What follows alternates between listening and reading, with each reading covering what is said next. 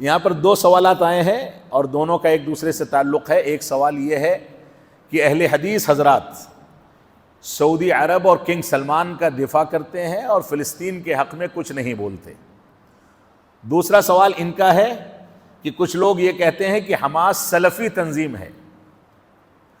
یہ دونوں کے دونوں سوالات حقیقت پر مبنی نہیں ہیں، حقیقت پر مبنی نہیں ہیں. سعودی عرب کی جو پالیسیاں ہیں، کنگ سلمان کی جو پالیسیاں ہیں، ان کی اپنی پالیسیاں اپنی جگہ پر. ہم ان کی بحیثیت اہل حدیث کے جو حمایت کرتے ہیں وہ اپنے دین کی بنیاد پر کرتے ہیں. اتنا بڑا ملک جس میں شرک کرنے کی اجازت نہیں دی جاتی، بدعات کو انجام دینے کی اجازت نہیں دی جاتی، وہاں کی عدالتوں میں قرآن و سنت کی بنیادوں پر فیصلہ ہوتا ہے. کوئی چوری کرتا ہے اور گواہی مل جاتی ہے تو ہاتھ کاٹا جاتا ہے. کوئی زنا کرتا ہے تو ایسی صورت میں اس کو رجم کیا جاتا ہے یا شہر بدر اور سزا دی جاتی ہے. کوئی قتل کرتا ہے تو قتل کے بدلے قتل کیا جاتا ہے. جہاں اللہ کے حدود کی تنفیذ ہوتی ہے، توحید کا بول بالا ہے، اتباع سنت کا بول بالا ہے، شرک اور بدعات کی گنجائش نہیں ہے، ہم اس بنیاد پر اس سے محبت رکھتے ہیں. اور یہ بنیاد ہے محبت کی، اس بنیاد پر ہم محبت رکھتے ہیں. اگر وہاں کوئی غلط پالیسی آ رہی ہے تو ہمارے علماء اہل حدیث موجود ہیں جو اس کے بارے میں وہاں کے ذمہ داران سے بات کرتے ہیں اور بات کر کے اصلاح کی کوشش کرتے ہیں. اصلاح وہ کریں نہ کریں یہ ان کی پالیسی ہے. لیکن جو مسائل ذکر کیے جاتے ہیں، جو خرابیاں وہاں پیدا ہو رہی ہیں موجودہ دور کی تبدیلی کے ساتھ، وہ خرابیاں عقائد سے تعلق نہیں رکھتی،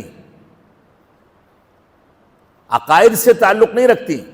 اور رسول اکرم صلی اللہ علیہ وسلم کا فرمان کیا ہے کہ اگر تم دیکھو کہ تمہارے حاکم کے اندر کوئی خرابی ہے تو اس کا ہاتھ پکڑو، اس کو ایک جانب لے جاؤ اور خاموشی کے ساتھ کان میں نصیحت کر دو.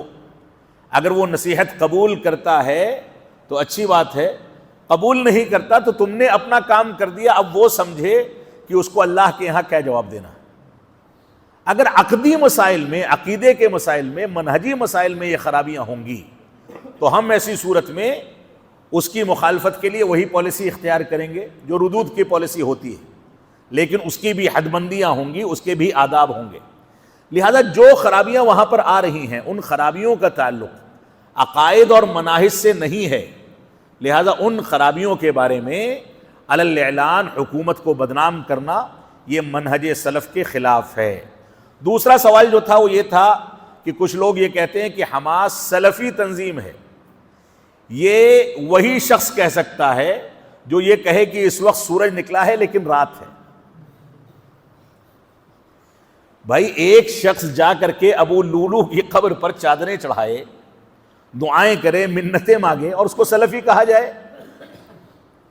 ایک شخص خوارج کی پالیسی اختیار کر کے سوسائڈ بامبنگ کو، خودکش حملے کو حلال قرار دے اور اس کو سلفی کہا جائے؟ سلفیت تو امن پسندی کا دوسرا نام ہے. سلفیت تو لوگوں سے بات چیت کرنے کا نام ہے. سلفیت تو بے چینی اور شدت کو ختم کرنے کا نام ہے. سلفیت کو اگر آپ کو پڑھنا ہے تو رسول اکرم صلی اللہ علیہ وسلم کی سیرت کو پڑھیں، آپ کے مواقف کو پڑھیں، آپ کے فیصلوں کو پڑھیں کہ آپ دشمن کے ساتھ بھی کیسا نرم تعامل کیا کرتے تھے. آپ کو کوئی زد و کوب کرتا تھا، کوئی ستاتا تھا تو بھی کہتے تھے کہ صبر کرو. سلفیت جو ہے وہ دو بنیادوں کا نام ہے. اگر نصوص کے لحاظ سے دیکھا جائے تو تین بنیادیں سلفیت کی: قرآن، حدیث اور قرآن و حدیث کو صحابہ کرام کے فہم پر سمجھنا. یہ سلفیت کے مراجع و مصادر ہیں. اور سلفیت کی دو بنیادیں ہیں جس کی بنیاد پر سلفیت کے سارے مسائل نکل کر کے آتے ہیں. وہ دو مسائل ہیں صبر اور یقین. جب آپ کے اوپر مصائب آئیں تو صبر کریں اور یقین یعنی علم کی پختگی کے ساتھ آپ کام کریں. یہ دو چیزیں ہیں سلفیت کی بنیاد. تو جو بنیاد اپنی صبر و تحمل پر رکھیں وہ حماس جیسی شدت پسند تنظیم سے جا کر کے کوئی تعلق رکھیں گے یا ان کے بارے میں کہا جائے گا کہ ان کا تعلق سلفیوں سے ہے، تو یہ تو عجیب و غریب بات ہے، اس کو کسی بھی صورت میں قبول نہیں کیا جا سکتا ہے۔